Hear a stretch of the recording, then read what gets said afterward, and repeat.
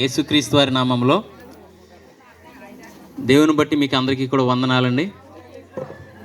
ఇవి దేవుని మాటలు.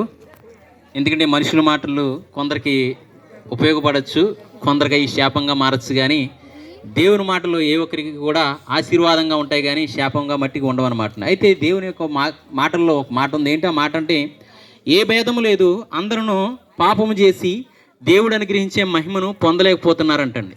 ఇంతకీ ఈ మహిమ ఏంటి, ఈ పాపం ఏంటి అని మనం చూసుకున్నట్లయితే కనుక, ఆదిలో దేవుడు మానవుణ్ణి ఒకనిగా తయారు చేసినప్పుడు అతడు దేవుని యొక్క చేతుల చేత చేయబడ్డాడు. సమస్తము కూడా దేవుడు కలుగునుగా, కానీ తన నోటి మాట చేత మాత్రమే సమస్త సృష్టిని మన కండ్ల ముందు కనిపిస్తున్న ప్రతీది కూడా ఆయన మాటతో మాత్రమే సృష్టించాడు. కానీ కేవలం ఈ మానవుని అంటే నిన్ను కానీ నన్ను కానీ మొట్టమొదటిగా ఆయన చేతులతో సృష్టించి అతని యొక్క నాసికారంతరంలో జీవాయువు ఊదినప్పుడు నరుడు జీవాత్మ అయ్యాడంటండి.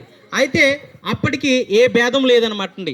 ఆ మానవుడు నిర్మించబడినప్పుడు అతని దగ్గర ఏ భేదం లేదు. ఏంటి ఆ భేదం అంటే, కుల భేదం కానీ మత భేదం కానీ ఇతర సంబంధమైన భేదములు ఏమీ లేవన్నమాటండి. అయితే అతనికి సాటైన సహాయం చూసినప్పుడు ఏది కూడా ఈ లోకంలో సృష్టించిన ఏది సాటైన సహాయంగా లేనప్పుడు అతనికి గాఢ నిద్ర కలగజేసి పక్కటెముకల్లోంచి ఒక స్త్రీని నిర్మించాడనమాటండి. అప్పుడు వీరు ఇరువురుగా జతపడినప్పటికీ కూడా వారి మధ్య వ్యత్యాసాలు కానీ భేదం కానీ లేదనమాటండి. ఈ భేదం ఎప్పుడు ప్రారంభించబడిందంటే, ఎప్పుడైతే దేవుడు ఇచ్చినటువంటి ఆజ్ఞను వీరిరువురు కూడా కలిసి అతిక్రమించారో అప్పుడే ఈ లోకంలోనికి పాపం అనేది ప్రారంభించబడింది అనమాటండి. ఈ లోకంలో అప్పటి వరకు లేని మరణం అప్పుడు ప్రారంభించబడింది అనమాటండి. అవుననమాటండి. అప్పటి వరకు కూడా వీరు ఎంతో నెమ్మది కలిగి ఉన్నారండి. మానవుడిని ఒకసారి మనం చూసినట్లయితే కనుక మానవుడు చాలా వాల్యుబుల్గా దేవుని దృష్టిలో ఉన్నాడు. అయితే ఈ లోకంలో మనం చూసినట్లయితే కనుక మానవుని ఈ లోకంలో ఉన్నటువంటి వాటి అన్నిటినీ కూడా తేరి చూస్తే మానవుడు మిగులు అల్పుడుగా కనిపిస్తున్నాడు అనమాటండి. అయితే దేవుడు తన స్వహస్తాలతో చేసుకున్నాడు కాబట్టి ఈ మానవులపై అంత ప్రేమ దేవుడు కురిపించడం జరుగుతుంది. అయితే ఆ రోజు చేసేటువంటి అతిక్రమను బట్టే మానవునికి ఈ లోకంలో పాపం అనేది సంప్రాప్తించి మరణం అనేది వచ్చింది.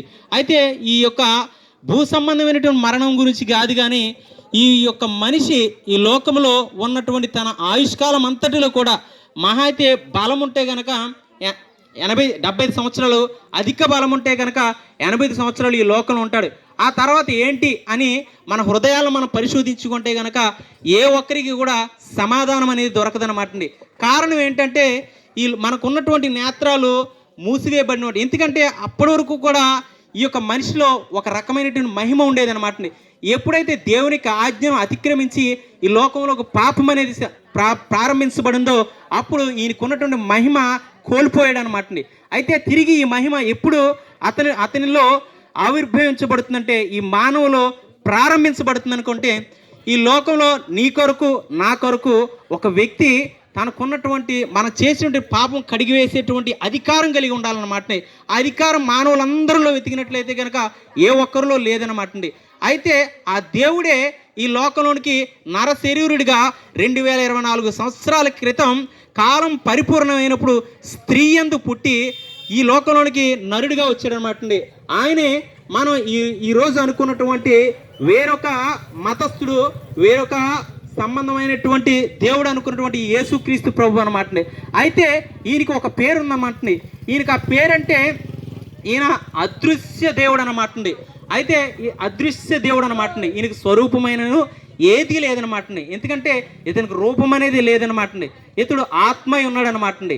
అయితే ఈయన ఈ యొక్క మానవుని కొరకు ఇతని యొక్క పాపమును బట్టి ఇతను పొందుతున్నటువంటి శాపకరమైనటువంటి పరిస్థితి అంటే, ఇతను నరకంలోకి వెళ్ళిపోయి యుగ యుగాలు కూడా అగ్ని ఆరని పురుగు చావని ప్రదేశంలో ఇతను నరక యాతన పడుతూ అతనికి ఇంకా విడుదల అనేది ఉన్న పరిస్థితిలో పడిపోతున్నాడు అనమాట. అయితే దేవుని యొక్క ప్రణాళిక ఏంటంటే, ఎప్పుడైతే ఏ మహిమతో అయితే ఇతను సృష్టించాడో అదే మహిమతో తన కుమారునిగా తన కుమార్తెగా అతని యొద్ద ఉండి యుగ యుగాలు కూడా అతనితో ఉండాలనేది దేవుని యొక్క ఆశ అనమాటండి.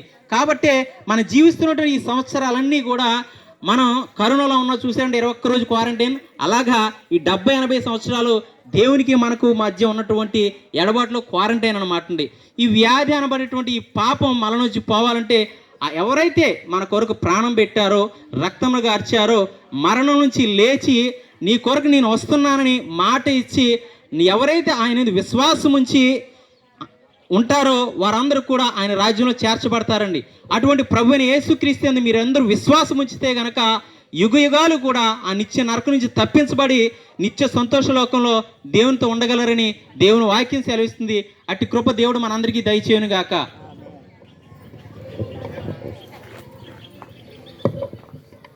సర్వోన్నతుడ, సర్వశక్తిమంతుడు, సర్వాధికారి నీకే వందనాలు, స్తుతులు, స్తోత్రాలు ప్రభా. ఆ యొక్క తాలుపాల గ్రామాన్ని మీరు ఎంతగానో ప్రేమించి తండ్రి మీ బిడ్డలైన ప్రతి ఒక్కరిని ప్రభా నైనా ఈ యొక్క గ్రామానికి నడిపించి ఇటు రీతిగా నైనా సువార్త చేయడానికి మీరు ఎంతగానో కృప చూపించినందుకు మీకు వేలాది వందనాలు, స్తుతులు, స్తోత్రాలు ప్రభా. మీ దాసుల ద్వారా నాయన ఎన్నో మాటలు మీరు మాట్లాడారు ప్రభా. ఆయా నీ మాటలు విన్న నాయన ప్రతి ఒక్కరి హృదయాలను నాయన మీరు దర్శించండి ప్రభా. నేను వారి మనోనేత్రాలను తెరవండి ప్రభా. నీ మాటలు వారు అర్థమయ్యే ప్రభా నైనా. అవునయ్యా, నరుని జ్ఞాపకం చేసుకోవడానికి మేము ఏ పాటి వారం ప్రభా నైనా. అయినప్పుడే మా పాపముల చేతనైనా మా అపరాధముల చేత మేము చచ్చిన వారి స్థితిలో ఉన్నప్పటికీ ప్రభా అయ్యా నీ యొక్క ప్రభా నైనా కుమారుని లోకానికి పంపించావు ప్రభా నైనా. ఆ యొక్క మహిమను విడిచిపెట్టి ప్రభా నైనా అల్పులమైన మా కొరకు ప్రభా ఈ లోకానికి వచ్చి నీ ప్రాణాన్ని కూడా ప్రభా నైనా త్యాగం చేసిన గొప్ప దేవుడు ప్రభా నైనా. ఈ మాటలు విన్న ప్రతి ఒక్కరు ప్రభా నైనా తండ్రి నీ ప్రేమను అర్థం చేసుకోవడానికి సహాయం చేయండి ప్రభా. ఆ యొక్క నిత్య రాజ్యానికి చేరుకోవాలంటే నీవే మార్గమని ప్రభా ప్రతి ఒక్కరు తెలుసుకుని ప్రభా నీ వైపుకు త్రిప్పబడడానికి సహాయం చేయమని నాయన నీ మాటలు ప్రతి ఒక్కరు హృదయాల్లో ఫలించినట్లుగా సహాయం చేయమని యేసయ్య పరిశుద్ధ నామములో అడిగి వేడుకొనుచున్నాం పరమ తండ్రి. ఆమేన్.